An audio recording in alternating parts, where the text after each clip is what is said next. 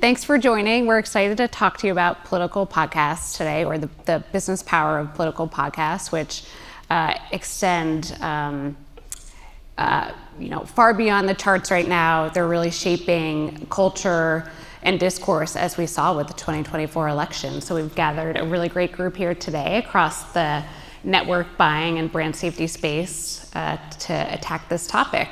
My name's Christine Hoffmann. I lead ad sales for the Daily Wire. Hi everybody, my name is Tamara Zubatiy. I'm the CEO and co-founder of Barometer, a brand safety company that services the podcast space. Hey guys, I'm Courtney O'Connor. I'm the director of podcast at Veritone One. I'm the agency buyer representation here. Veritone One is a full service audio and creator-led agency. Good morning, everybody, or I guess almost afternoon. My name is Giancarlo Bizzarro. I'm the Vice President of Sales at Crooked Media. Really excited to be here. Thank you, South by Southwest. Thank you, Daily Wire, Veritone, Barometer for having us today. We're really excited to have this conversation. Awesome. Well, I'm very excited to be moderating this very spirited discussion that we're about to have, and we're very happy for you guys to all be in the crowd. Please make sure if you have any questions, we'll save plenty of time at the end for you to ask them. So we're excited to hear from you. So to kick us off, we're all here today to talk about political podcasting, but what is a podcast? Yeah, I can go. I think the podcast term has evolved as time has evolved. It originally started as content that was available in your ears to hear conversation. It's on demand, it's opt-in, and it has evolved to be consumable on different platforms. So as consumption habits have changed, the actual definition of podcast has changed, but the key part is that it's on-demand, opt-inable content. Nice. Yeah, I would agree with that. It's a conversation that you can listen to or watch in this day and age. And obviously it's at your choice. It's something that you have to self-select. And I think we have, changed that definition over the years, but at the same thing, at its heart and at its core, it's the same as it used to be 20 years ago. Yeah, I would say it's getting harder and harder to define. We started our podcast mostly on video and later extend them out to X, and they're all over the place. So I like to say a longer form piece of content that can exist in many different areas. Well, now that we have a good definition, what about political podcasting? So we're all here to talk about today political podcasting. And if you're a podcast listener, how many podcast listeners do we have in the crowd here? Yeah, so you know that podcasting has lots of really famous genres. There's true crime, there's a lot of sports podcasts, and political podcasting has always been a core pillar. So I'd love to hear from your experience, Courtney, as a buyer. How have you seen the political podcast space evolve from 2020 through this last election? Yes, that is a great question. We had advertisers and brands that were willing to align with political content because it fit their demographic. It's a very loyal audience and listener. And pre-2020, it was actually a really big genre for us. And then we all lived 2020, and it wasn't ideal. And people really strayed away from that content. They were overwhelmed, they were getting bombarded everywhere, and with the content that they were choosing to listen to, news isn't really where they wanted to be, and brands didn't want to be there. Brands typically stray away from aligning with polarizing content. They don't want to be aligned with thoughts and views of creators. And so we saw a big pivot away from podcast content from 2020 to around 2024.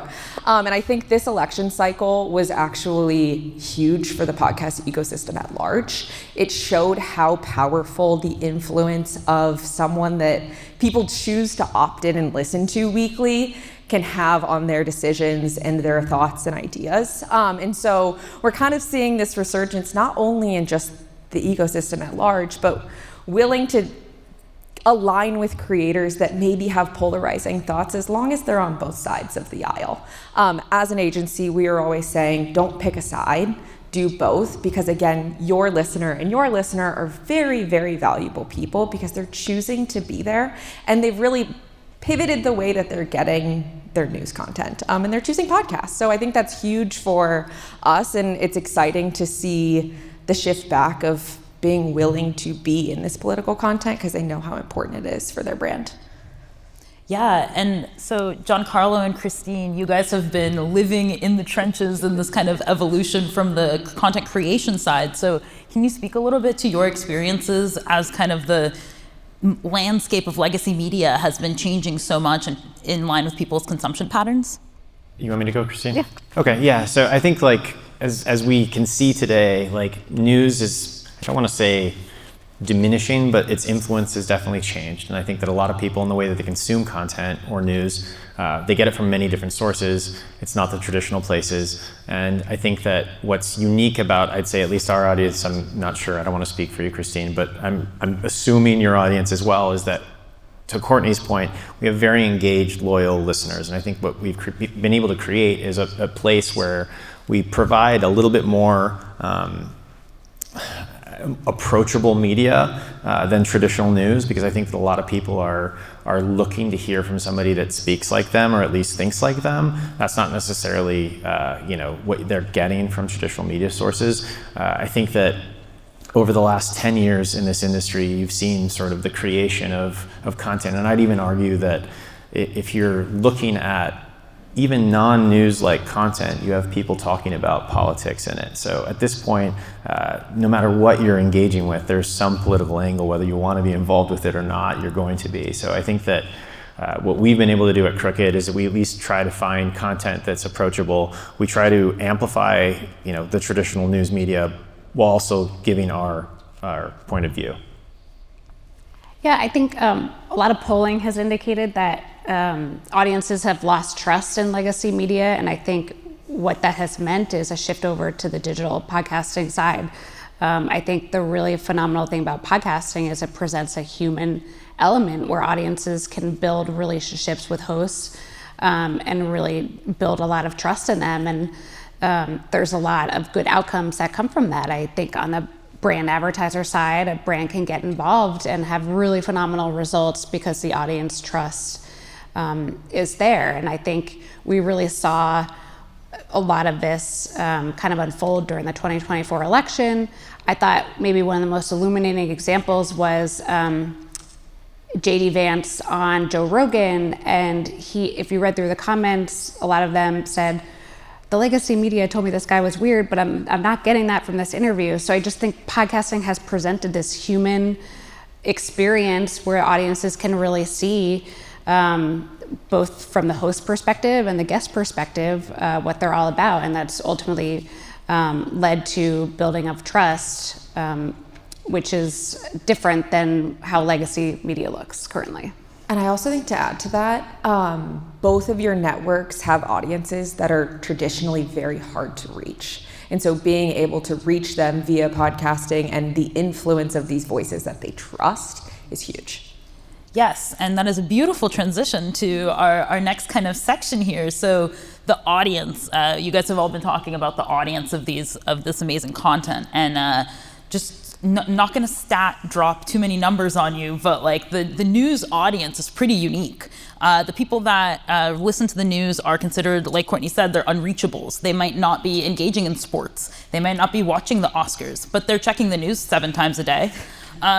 These people also tend to be richer, more college educated.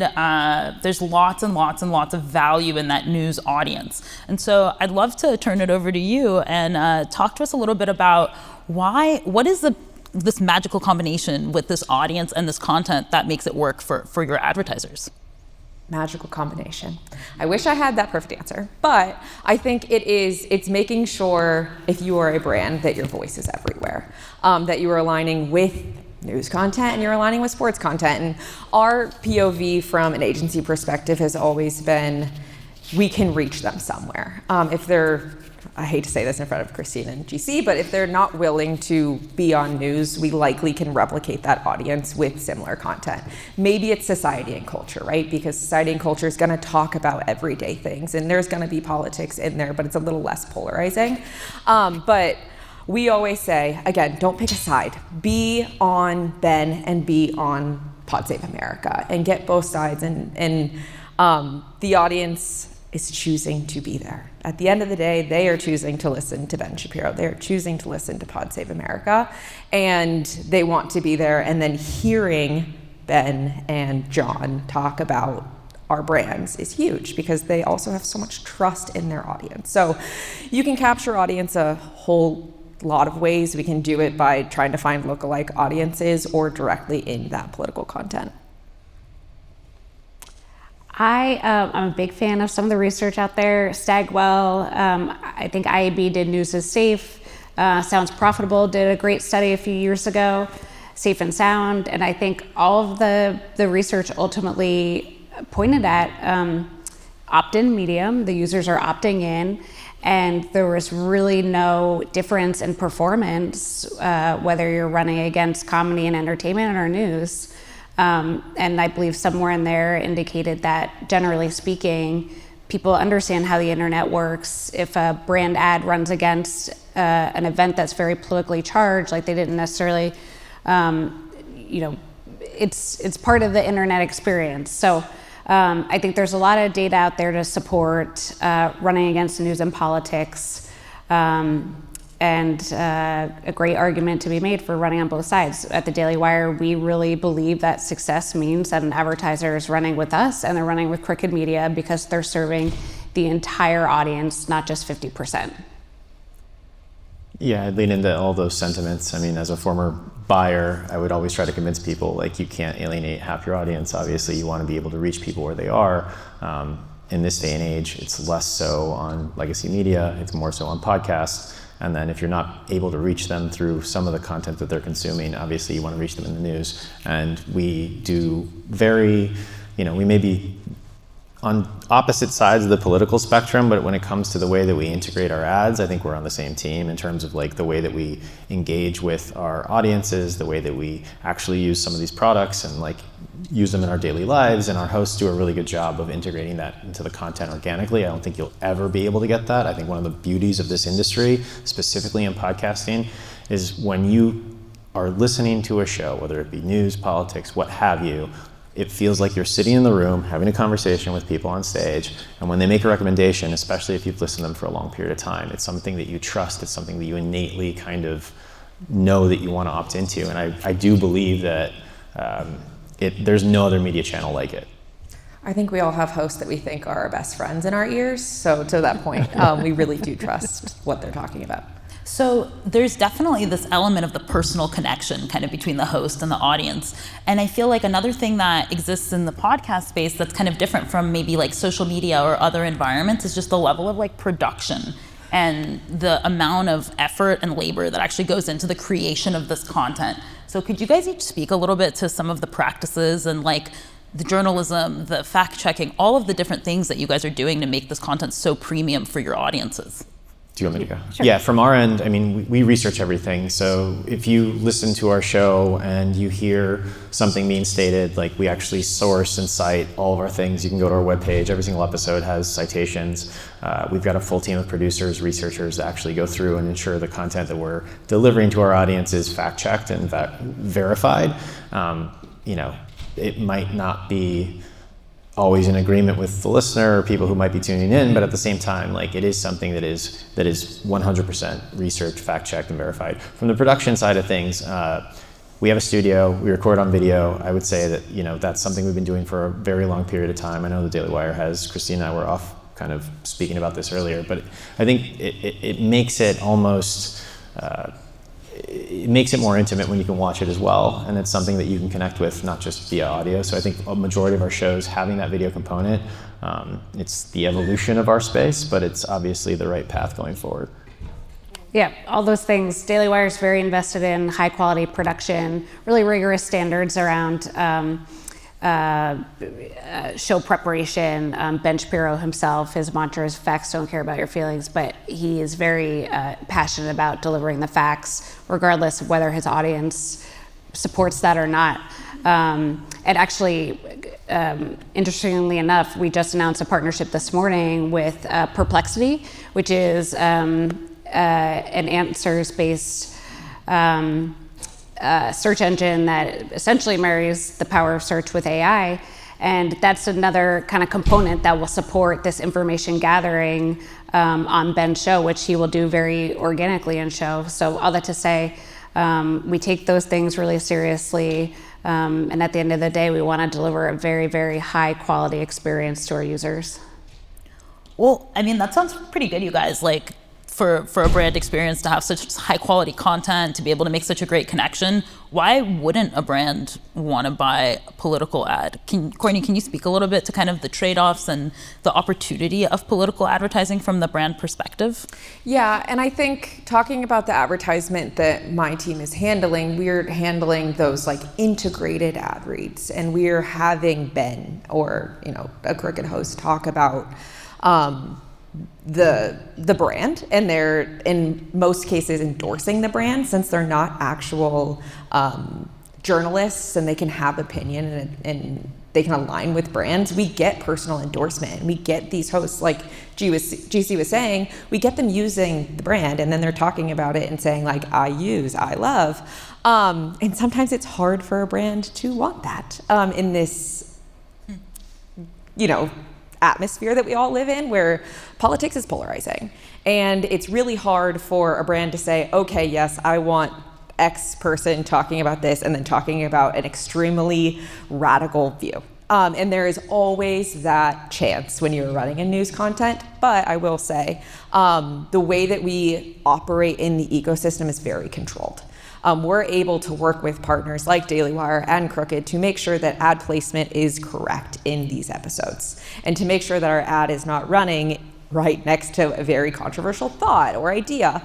And that is, I think, the really cool thing about the ecosystem is the partnerships that we have, and being able to, we spend a lot of time building these integrations and working through the details of these buys with partners, and we can have that, and they can control their content too, and making sure that that ad break is right in the best part, so it's not as scary for the brand to be there. Because if you're selling something and again you're alienating half of your audience, that's a really scary place for a brand to be. But the way that we can work it and control it, which you cannot do with other forms of media, is really, really important.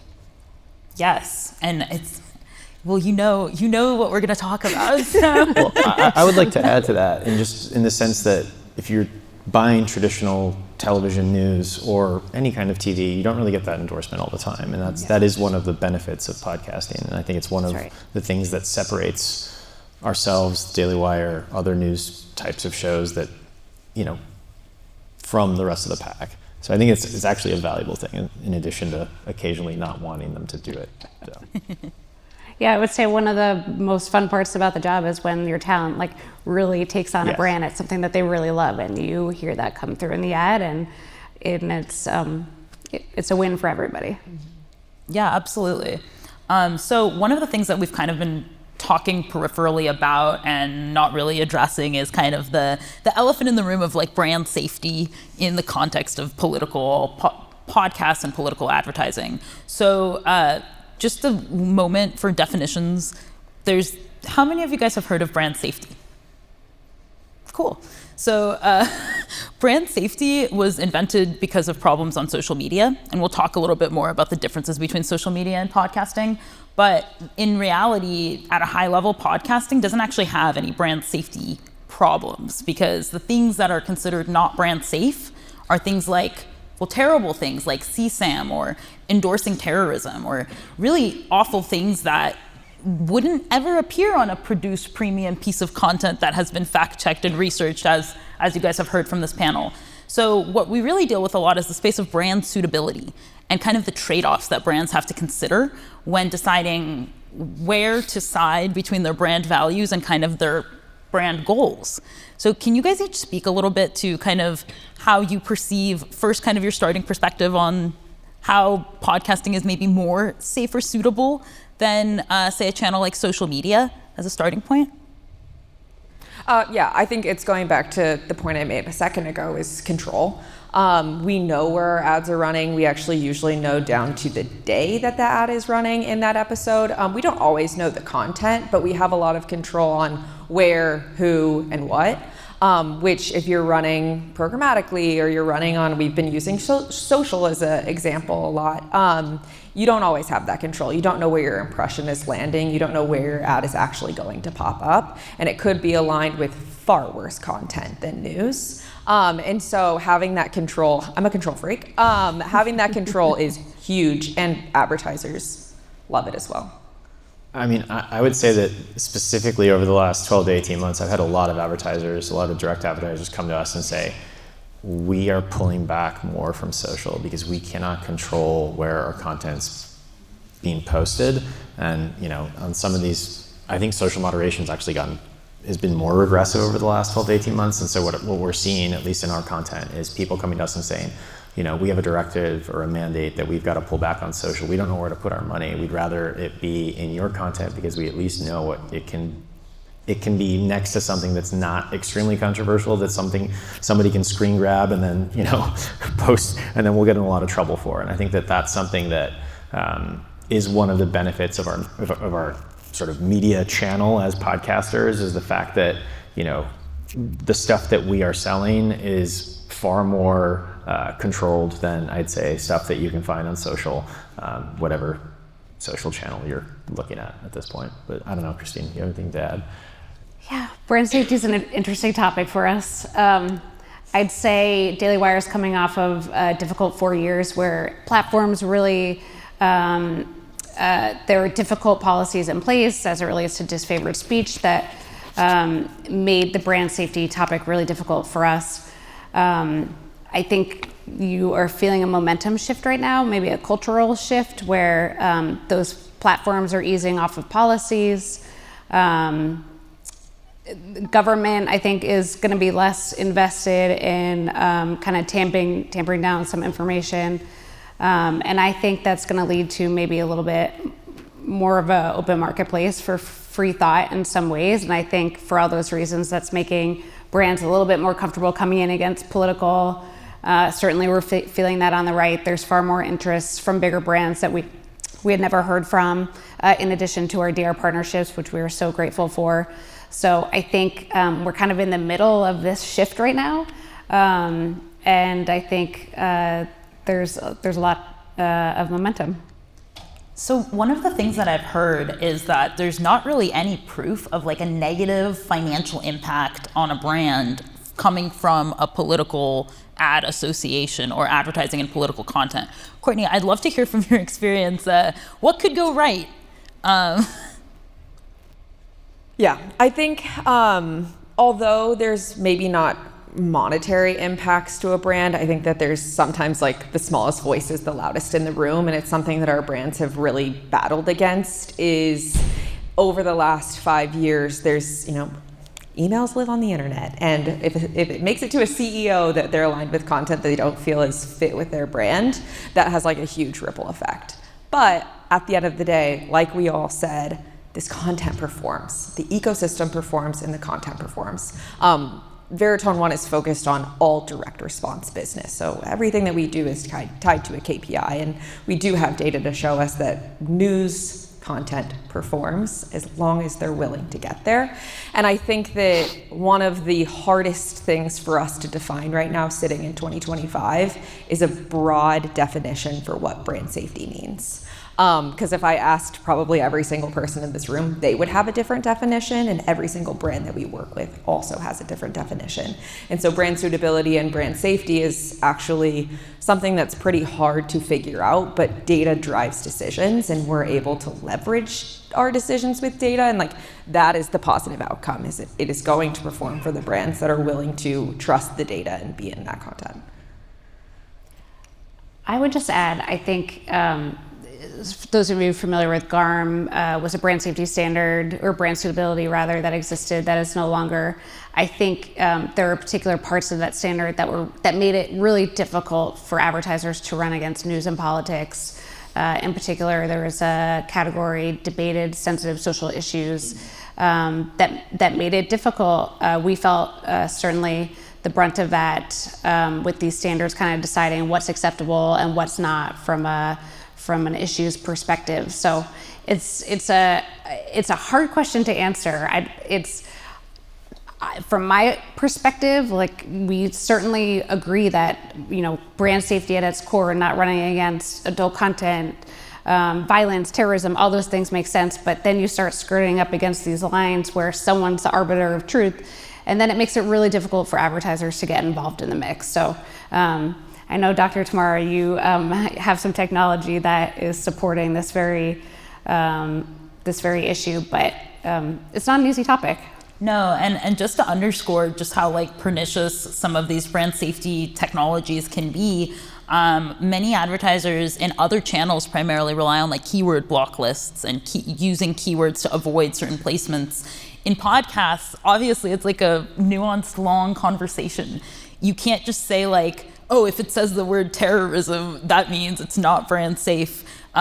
We like to joke at Barometer that like you can say terrorism, like that's okay if your show covers it, or if your shows are talking about something that is in the zeitgeist. Like, how do you actually contextualize what's being talked about? It's content and context, and that's the hard thing. Is like you can be super brand safe and take it too far, because if someone mentions the T word, then is that completely brand safe? Unsafe? No.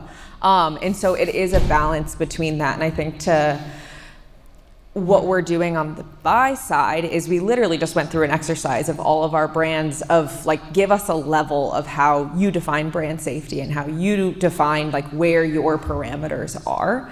And tech is fantastic, and leveraging tech tools to give us those contextual clues and the content clues. But we actually do a lot of manual work on our end too, to make sure that we're researching that creator and making sure that that is a voice that we're willing to align with. So I hate to tell you how much time my team spends on Googling people on the internet. But I think that like being able to leverage tech and human resources to actually align brand safety per brand per show is really fantastic for the ecosystem too. And to your point, it's quite a bit of work. And I think like the reason why the keywords have kind of taken over is it's really easy to set a keyword block. It's really hard to actually do that work of evaluating the content, and the consequences are really profound. So just as data point, if you use the keyword block on the word terrorism and you were running in any content last fall in the news, you would have blocked maybe 90% of all episodes. But if you were using a more contextual approach, you would have maybe blocked 5%, maybe 8% of episodes at a maximum. And the impact on a brand of having to block so much stuff, every time you block something, you have to pay for that. So it can be really not worthwhile to pursue some of those strategies. Can you guys speak from the content creation side about how you've been impacted by some of these kind of brand safety conversations, and how your teams kind of work around those conversations? On our end, again, it falls a lot into the production, the research, all of that. And so from our perspective, it's being as openly transparent with our content, like putting out transcripts so people can see it in real time, or have, services like yours go through it, determine whether or not something was said in a contextualized way as opposed to like a controversial way. And I think that that's one of the things that AI still needs to learn, right? Like we're in a place where something could be said and it could be picked up, and they don't understand the tonality or the sort of circumstances under which it was said. And I think that from our perspective, we have had brands who come to us or brands that we're pitching, or brands that our partners are pitching, and they'll say like, how can we make sure that we're not necessarily in this kind of content? And I always say, like, we can't predict the news, right? We don't know what's going to happen. Like, it's terrible to say this, but generally when things seem to be not very well, our content seems to do really well. I'm sure that's the case. But for the most part, like, that's also when an advertiser gets the most value for what they're purchasing against. So I think that the way that I try to position it to a prospective partner or an advertiser or an agency or a consultant is something along the lines of, lock this in. If you don't like it, we can address after the fact. And obviously we can pull stuff down. Like, we've had to do it in the past, mainly for legal reasons, or a company's not, doing well and they need to pull back. But I think for the most part, like, what I would just want to kind of emphasize is the fact that we research our content, and it really is as good as anything that you can see on sort of the traditional networks. Yeah, agree. I think rigorous pre-production standards. We probably share our host, Ben, as an example, again, very invested in delivering facts. So to the extent that that is fact-checked, making sure that we're delivering accurate news so the audience can decide is really at the core of something like the Ben Shapiro show. So very, very aware. The last 4 years, obviously, in delivering content on YouTube was tricky for a publisher like us. There were a lot of policies in place that made that difficult that we had to look at and think about. But for the most part, we feel like there's a ton of momentum right now. We're seeing, post iOS 17, everyone needs that caveat now, all-time high numbers. And I think that really speaks to kind of the shift from legacy media over to digital and podcasting. It speaks to kind of some of the cultural shift that we're experiencing. And we're really fortunate to experience that on the advertiser and brand side with really, I think we were chatting, we're experiencing a lot of demand. And I think that's because, again, there's kind of this cultural loosening, if you will. And advertisers are really starting to understand the benefit of running against news and politics. And for us, that's been a huge win. It's given us room to think kind of really creatively about how we deliver ad experiences to partners and bring on someone like a Perplexity, which will be more of like a product placement, very organic type ad partnership on our show. So I think that answered your question. Yeah, absolutely. It's just so cool to hear about how much it has evolved since 2020 through now. We just had the podcast election. I'm curious, what do you guys think is kind of the future for political podcasting and brands? I think just from an agency perspective, like the future is so bright in podcasting. I think that we're coming into 2025 with this renewed sense of energy because we know and we saw how influential this ecosystem can be. And like we have said on stage here today, is that guardrails are coming down and people's sensitivity levels might be lowering a bit too. And there's so much potential within this genre, within a like flourishing ecosystem. And so I'm extremely excited, and we have brands that are coming to us that want to enter into this space and not want to shy away from this content, which is really cool. I don't know. I mean, honestly, like if we were having this conversation 5 years ago, it'd be different than what we're having today, right? Yeah. And I think that 5 years from now, it's going to be different than what we've shared on stage. I mean, we started doing video pods, I think, before the trend happened. Now they're here.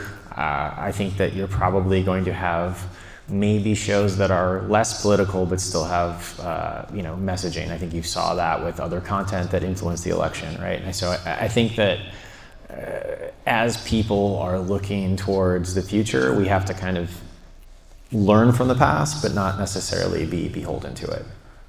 Love that. Yeah, I would just add probably broader distribution. Who knows what the TikTok of 5 years from now will be, but I'm sure podcasts will be there, and we'll continue to have to evolve as an industry to figure out how do you operationalize something like that for the business and for advertisers. I think we work in a very adaptable ecosystem, and we always pivot for what makes sense for the audience. And so I think as long as everyone stays on their toes and is willing to make the pivots that are needed, I've seen both of these networks diversify the content on their roster too, to have things other than news and politics, and that will continue to be huge as we move into the future. Yeah, and I think that's a more approachable thing for advertisers, right? They may come to us and say, hey, we don't want to be in news, but we like you, we'll test something with you. And it's like, okay, well, we've got this content that's mainly entertainment focused, right? Talks about, what's going on in the world of entertainment. Justin Baldoni versus, Ryan Reynolds, Blake Lively. Don't ask me to talk on that. Like, I know nothing about it, but I know that that's a hot topic right now. And somebody might want to be in that content, and it has nothing to do with politics. It might, be more to their liking, and then they'll come, they'll test it, they'll see a good experience, and they'll like what they've sort of gotten from that, and then they'll kind of, I like to say, graduate on to some of our other content across the network.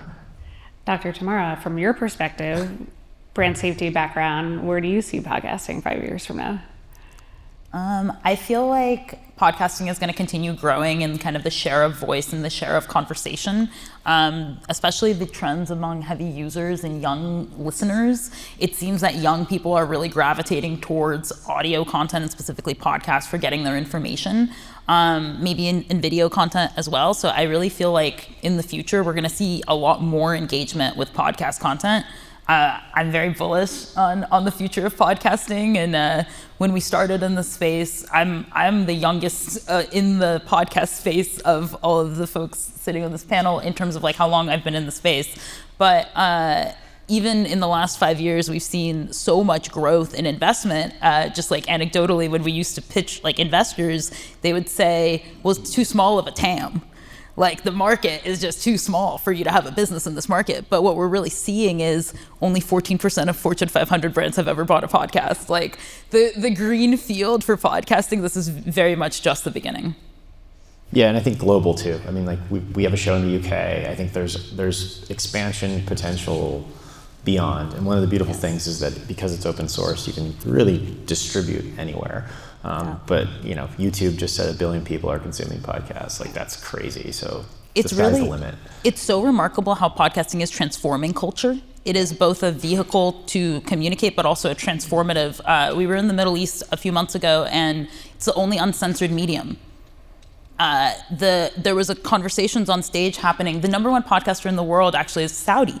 He just beat Joe Rogan for the most downloads on an episode, and it was. He was in a Saudi outfit, if you know what that looks like, and he was talking about how if you're in an abusive relationship, you should leave.